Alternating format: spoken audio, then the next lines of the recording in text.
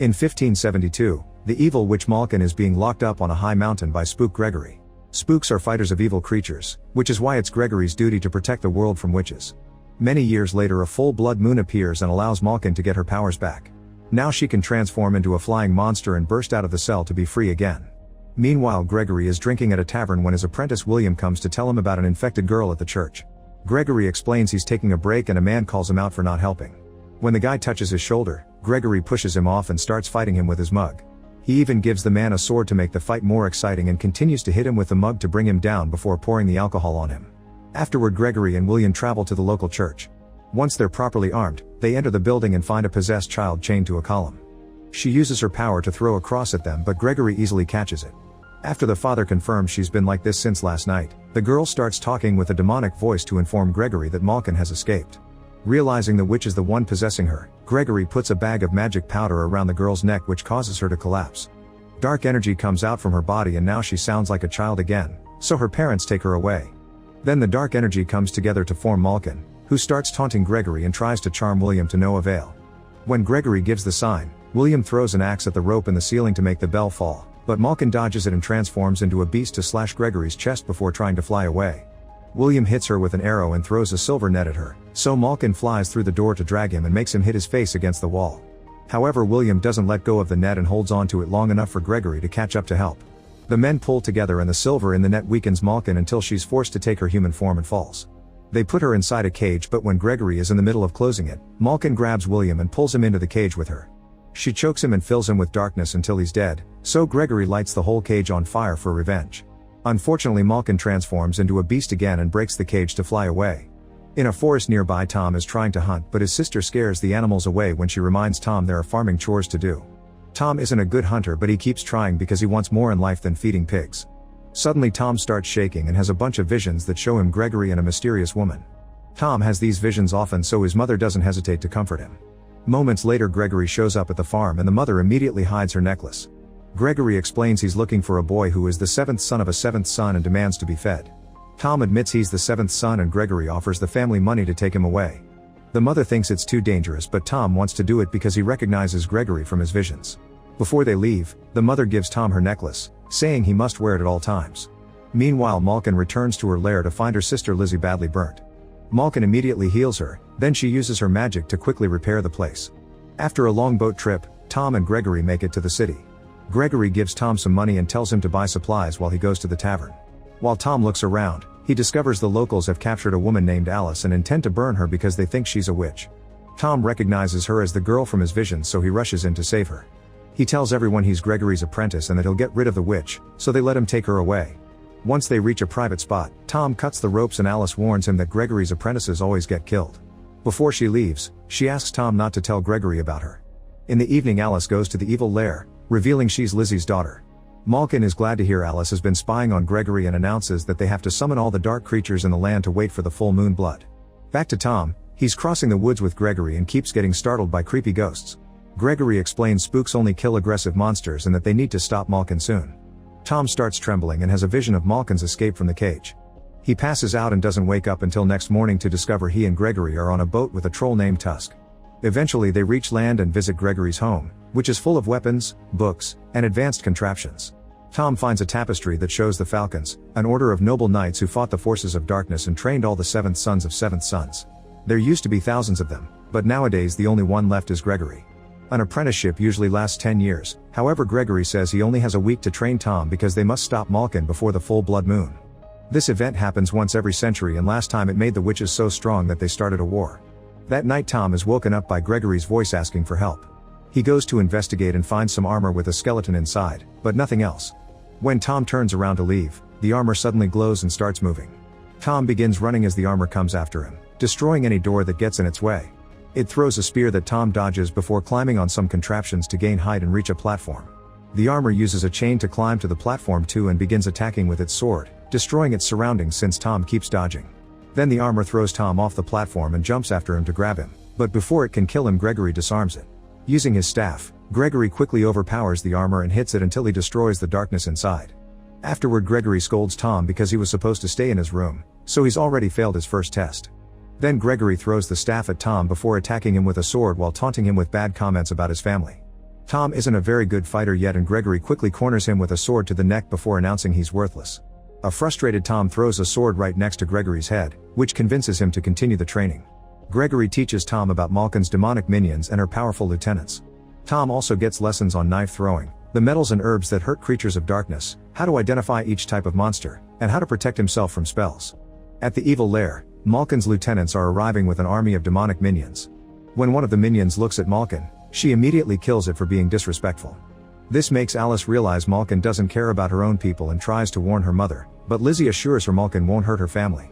That night, Tom again wakes up when he hears a noise and finds Alice bathing in the lake. She asks Tom to turn around before she comes out and uses magic to dress up, hoping to keep the secret.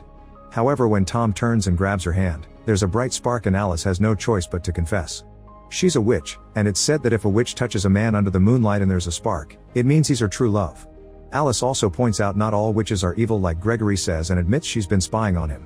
They're about to share a kiss when they're interrupted by the noises Tusk makes while having a nightmare. When Tom turns around to check, Alice disappears. The next morning the group hears the city bells ringing, which means the spooks are being summoned. At that moment a group of knights shows up to take them to the city, which will take them 2 days. When they get there, a priest tells them about a terrifying monster that no man dares to approach. The best is inside a cage and looks like a bear, but Gregory immediately recognizes him as Urog, Malkin's most bloodthirsty lieutenant. Gregory sends all the soldiers away and makes sure the doors are secured before announcing he'll fight the beast alone. Urog breaks the cage and tries to attack Gregory, who throws silver powder to force him back into his human form. Then a hand-to-hand fight begins and both men show outstanding skill. When Urog corners Gregory against a gate, Tom throws an object at Urog's head to make him drop his master. Then Urog starts beating Tom up, so Gregory surprises him from behind to continue their fight. This time Gregory has the upper hand, so Urog climbs the walls to get away. Gregory makes Tom jump on top of a cage to make him act as bait. Then Tom jumps off and Gregory cuts the rope, causing the cage to fall with Urog and crush him on the floor. Next Gregory tries to choke Urog with a chain, but Urog transforms into a bear again. Tom throws more silver powder to reverse the spell before he and Gregory work together to push Urog into the cage and chain him up. Now the knights can pour oil into the room and Gregory asks Tom to start a fire to kill Urog for good. However, Tom doesn't dare to kill a person and Gregory has to do it himself. After Urog burns to death, Gregory tells Tom he's useless if he can't kill witches and they split. All this is seen by Alice, who approaches Tom in private. She's been researching the spark and explains sometimes it can mean a shared destiny, but other times it's just some dust.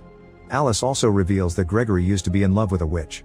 Suddenly Tom kisses her and the new couple spends the night cuddling. Tom wants to run away with Alice and take her somewhere safe, but Alice says there isn't such a place. This triggers a vision that shows the world overtaken by darkness and Malkin killing Gregory. A worried Tom decides to return to his master and kisses Alice goodbye. Meanwhile Malkin receives the rest of her lieutenants, who inform her of Urog's death. Malkin orders Lizzie to bring him Gregory, so Lizzie turns into a bird and flies off.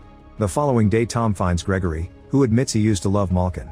She wasn't always evil, but fear and hatred changed her. When she found out Gregory married someone else, she killed the wife out of jealousy. Gregory immediately captured Malkin but couldn't bring himself to kill her, so he locked her up instead. He regrets showing her mercy because now Malkin is terrorizing the world again. Gregory shows Tom his wife's grave and explains he's hard on him because he doesn't want him to make the same mistake.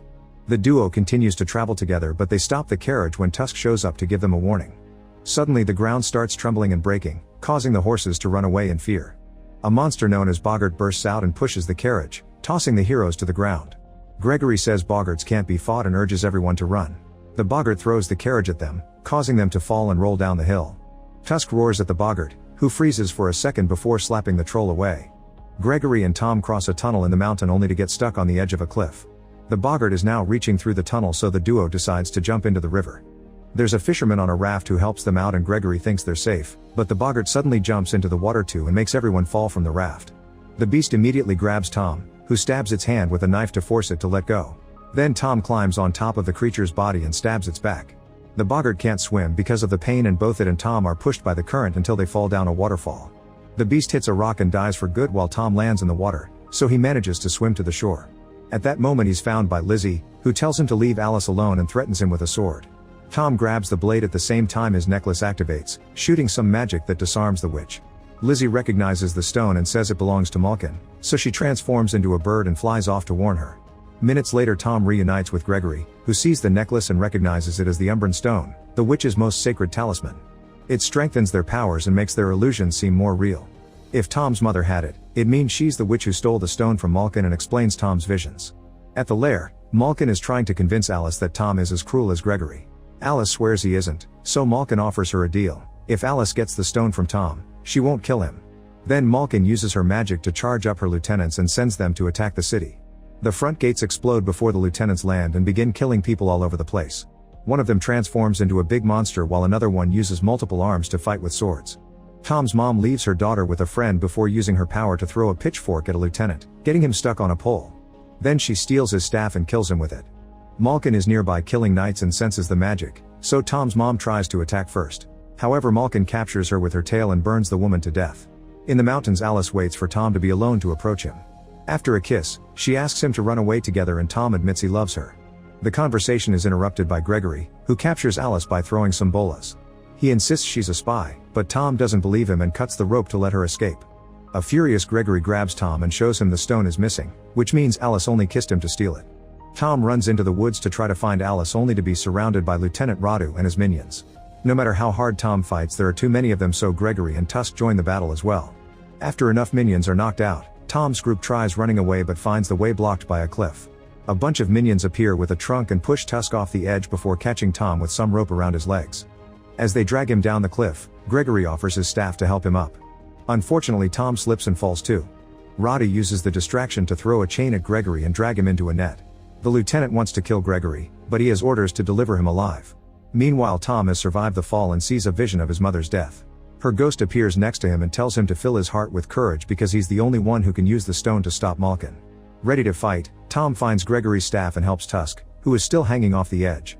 That night in the lair, Radu uses blades to cut off Gregory's ropes and kicks him out of a cage to send him to see Malkin. Radu informs the witches that Tom died when he fell and Lizzie tells her daughter it was for her own good, but Alice still gets angry and disappointed. Using the stone, Malkin tries to hypnotize Gregory to make him join her. Gregory comes closer, but before they can kiss, Alice reaches between them and steals the necklace. She dodges a few guards and runs away while the spell breaks, so Gregory screams in panic. Malkin grabs him with her tail and throws him against a building before transforming into a beast to fly after Alice. Lizzie begs her not to kill her and is ignored, so she transforms as well to follow them. When Malkin is about to attack Alice, Lizzie grabs her wing and brings her down, causing them both to crash against some columns. One of the columns starts falling, so Alice rolls out of the way, accidentally leaving the necklace under the debris. Lizzie falls when Malkin begins breathing fire, but the witches won't stop fighting. Radu breaks the ground as he transforms into a big beast and roars in Gregory's face. At the same time, Alice tries to hide and is found by Tom, who threatens her with a knife as he asks for the stone. She explains she lost it and that she only stole it to protect him. When a minion finds them, Tom throws a knife at his face and gives away their location to the other enemies. Tusk jumps in to block them, and now he and Tom can fight the minions hand to hand. Tom uses Gregory's staff and Tusk his amazing strength. Alice also has to defend herself and Malkin tries to use the distraction to attack her, but Lizzie tackles her in the air. Tusk continues to fight the minions while Tom is stuck with a very fast lieutenant who keeps slashing him with her knife. She stops moving to transform into a wild cat, giving Tom enough time to find the necklace. He puts it on and activates the power of Gregory's staff, which allows him to burn down the lieutenant in just a few seconds. Alice is still running around, and after killing a minion, she encounters a lieutenant too. He quickly overpowers her and is about to kill her, but Tom attacks him with the staff and burns him to death. Meanwhile, the Radu beast captures Gregory, who tells him he has no honor for not fighting him as a man. Radu transforms into his human form and gives Gregory a blade so they can fight in equal conditions. It seems their skills are similar, however Gregory soon gets a big slash on his stomach and has to hide. Radu brings down a column to force Gregory to come out, so the spook quickly retaliates with the chain blade and finally brings his opponent down to kill him.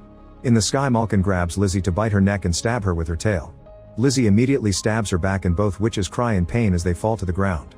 They both go back to their human forms, and when Lizzie begs for Alice's life, Malkin calls her a traitor and kills her. Afterward, Malkin enters her lair and Gregory tells Tom he must do this alone. He goes inside and gets ready to stab Malkin, who is only pretending to feel weak, to grab him by the neck. Before she can kill him, Tom shows up and throws a knife that finally kills her. After Malkin whispers something about a curse, Tom sets her on fire. Sometime later, Gregory uses his staff to burn a tattoo on Tom's hand, which officially marks him as a spook. Alice comes to see him and wonders if the spark had only been dust, so Tom kisses her to prove his love is real. However, he's chosen the life of a spook and must leave. Gregory can now retire and leaves the staff, his home, and Tusk under Tom's care. At that moment, the bells ring in the city, summoning Tom for his first job. Make sure to subscribe and turn on notifications so you can watch more videos like this. Thanks for watching.